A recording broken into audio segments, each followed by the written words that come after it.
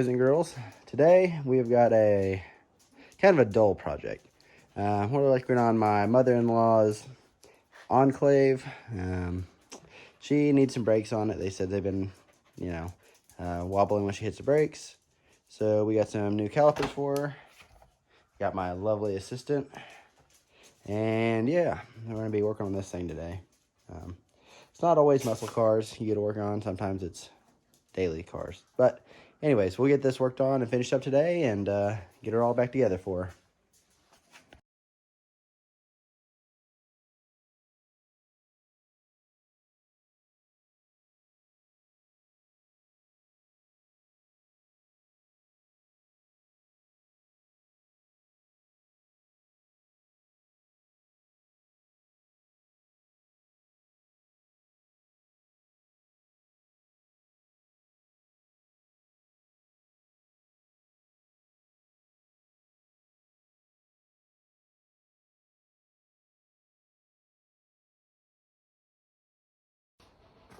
Alright, so we're going to get to show you what we're doing here first.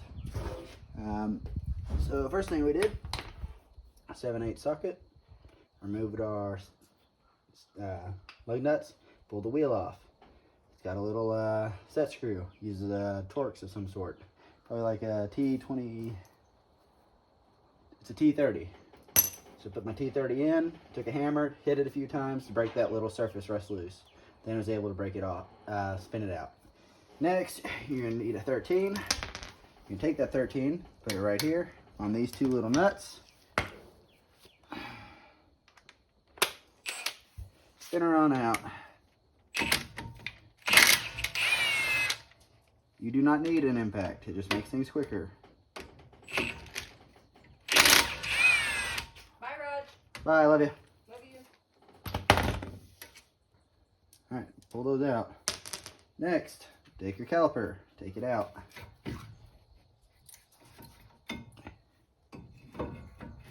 Tie it and hang it up here to your coil spring. Caliper is hung up. Next, need a 21 millimeter. I'm on the back side of the caliper bracket.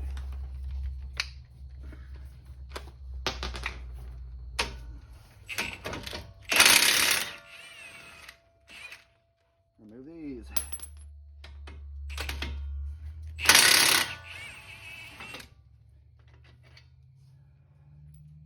Put them to the side.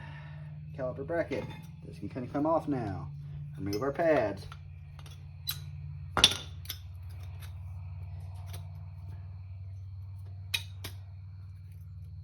Out the cone. Remove our pad holders. These are very sharp. Be careful, or else you'll slice your finger open like I did. On the old one.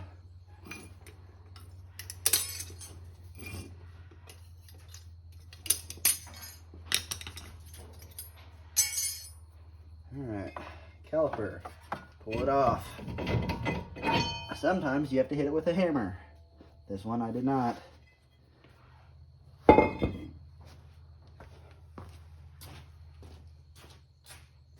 New caliper. Put these right here. Measure the size. Same size. Put them right here.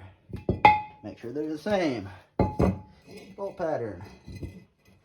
They are. It's right there. And they're also the same bore. These are the correct calipers. Rotors. These are the correct rotors. Slides right on. Got my retainer nut in the correct spot. You don't have to use retainer nut. Old cars didn't use them. New cars do. Just an extra feature. Also, something you'll want to do. Manufacturers put a light coating of oil on brake rotors to prevent them from rusting. You'll want to grab some brake clean. Once you get these on, spray it all down, clean it off. I don't necessarily see any brake clean, so I think I might just have to send it without it, but you do want to. So anyways, one more thing. Anyways, next, you're just going to start reassembling. You want to put your screw in, you know, put your caliper, hang back down, caliper brackets. These caliper brackets get torqued to 129 foot-pounds. Not 130, not 128, 129 foot-pounds. Yeah. And then once you get your caliper bracket on, your brake pads in place, then you're going to install your compress your caliper and install it. So we'll let you get back to watching that.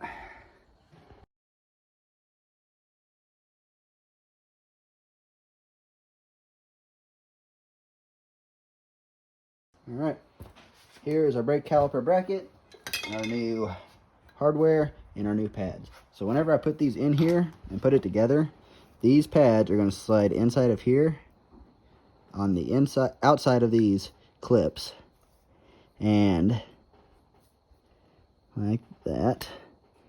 And they've got a little locking tab right there. So once this pad goes in past that, it'll lock it and hold it into place so it won't come back out. And this will also provide the tension so that after your brakes release and they've been clamped, that will push your pad back away. It's got that on both sides, and that is the correct orientation on them.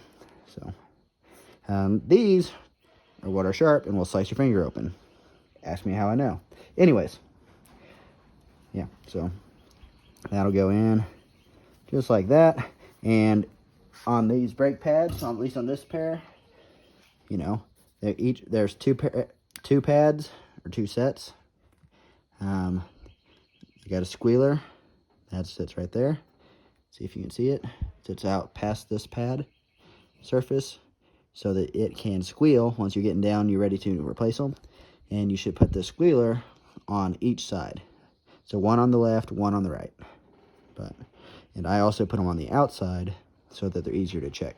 But you can put them on either way. But anyways, yeah, just wanted to show you that orientation and how that goes together. But it's good to know for if anyone needs it.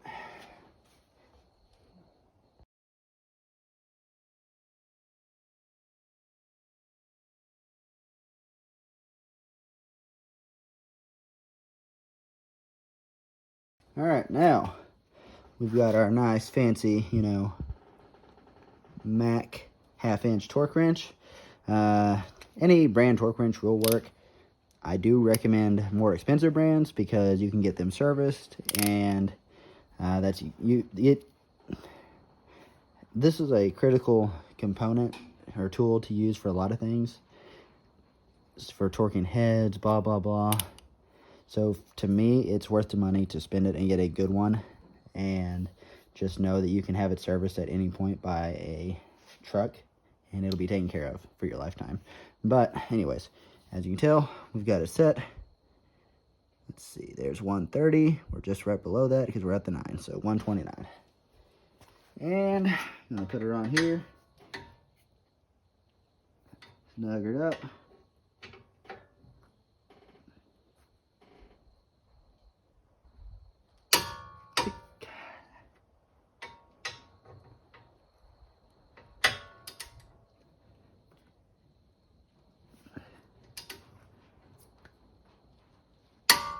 $129 foot-pounds.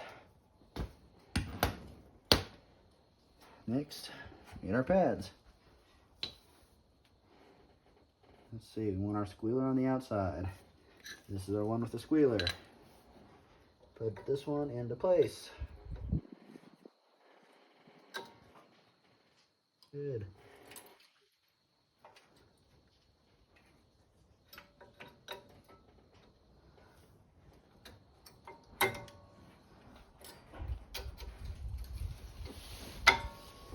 Think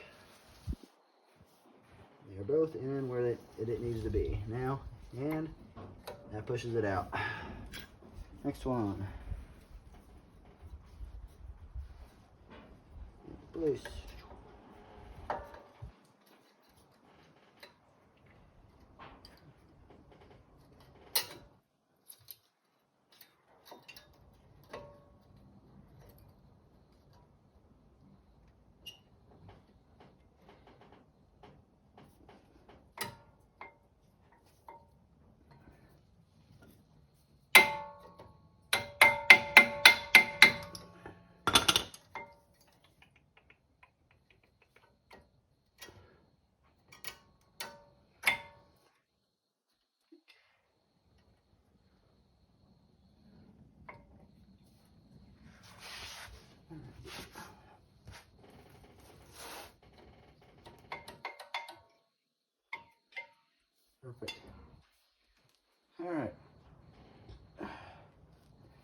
Pads are in place.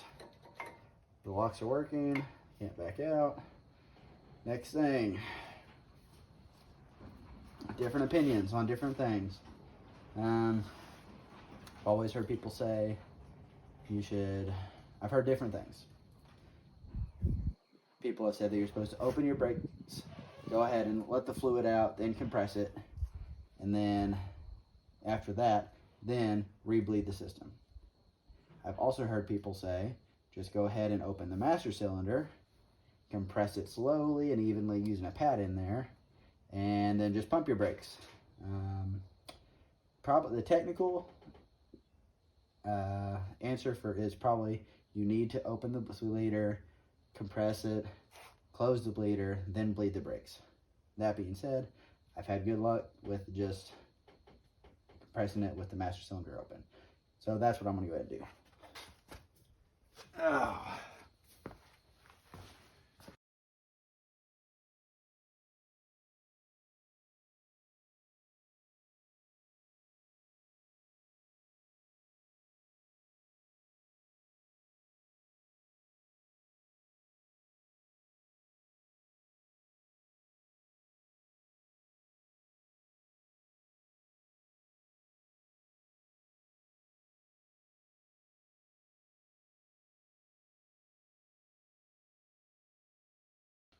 Alrighty, we got everything all put back together. I went ahead and pumped the brakes until I had brake pressure back up again.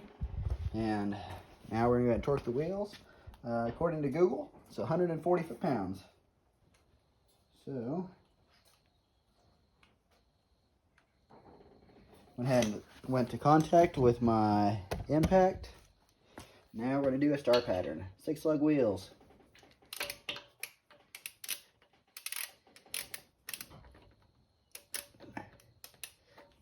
Wrong lug nut, or wrong socket.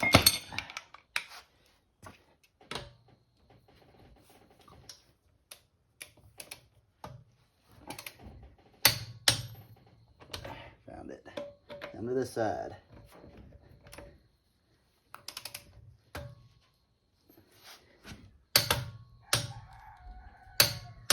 2.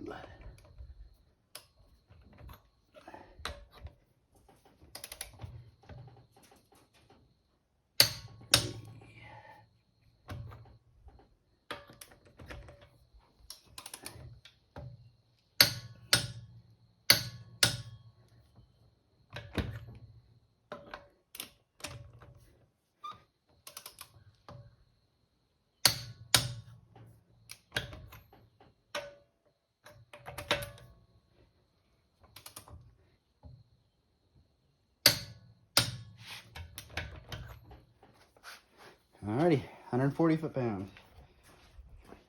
Go back to the other side because I haven't torqued it yet. I've only contacted. Star pattern, once again.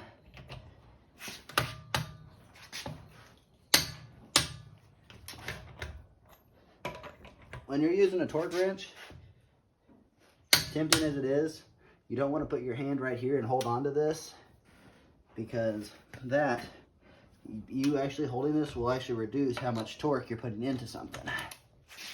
So, get your hand just at the end of it, where you're not touching, and push down. And despite what people say, a extension will not affect torque on a torque wrench, because torque is the constant, like going through a torque wrench and using an extension like this, it is slow, constant twisting. As compared to using an impact, you would definitely get a different outcome using an impact.